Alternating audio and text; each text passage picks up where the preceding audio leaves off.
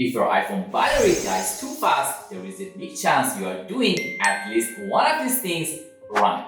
And the worst part, some of the most popular battery tips on the internet are actually misleading. So in this video, I'll show you 7 iPhone battery mistakes people still make and what you should do instead.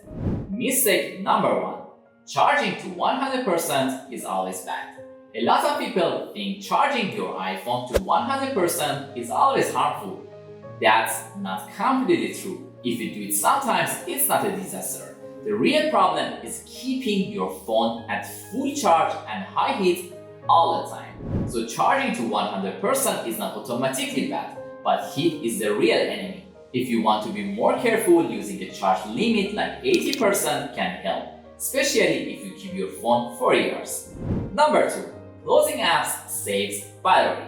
This one is super common. A lot of people keep swiping away every app in the app switcher because they think it saves battery, but in most cases it actually doesn't help. iPhone is designed to manage background apps efficiently, and when you force close apps all the time, reopening them can actually use more power. So unless an app is frozen or misbehaving, stop closing everything. Mistake number 3. Screen brightness is the only problem.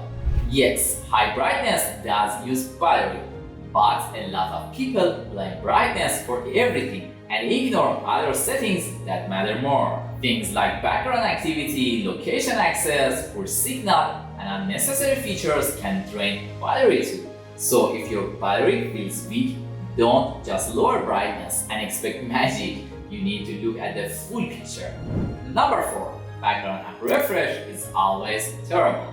Background app refresh gets blamed a lot. And yes, for some apps, turning it off can help. But the mistake is thinking every single app needs it. The smarter move is to check which apps actually use background updates and turn it off only for the ones that don't matter. That way you save battery without breaking useful app behavior.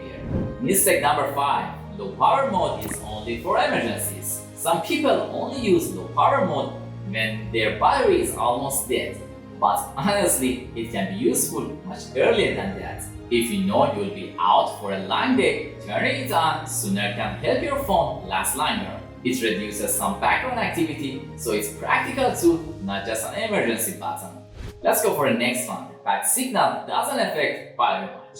This one gets ignored a lot. If you are in an area with weak signal, your phone works harder to stay connected, and that can drain battery faster than people expected. So if your battery drops quickly in certain places, the reason might not be your battery health at all. It could just be poor cellular signal.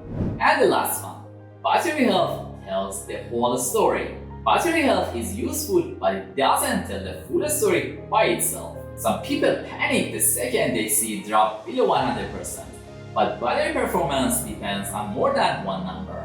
Your usage habits, heat, charging behavior, apps, brightness, and signal strength all matter too. So don't focus on battery health alone.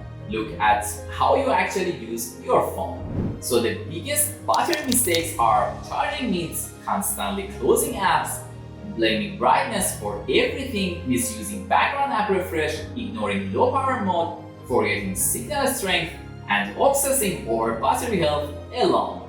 If you were making even one of these mistakes, your iPhone battery can probably last longer than it does right now. Comment below and tell me which one surprised you the most. And if you want more practical iPhone tips like this, subscribe because I post new videos every week.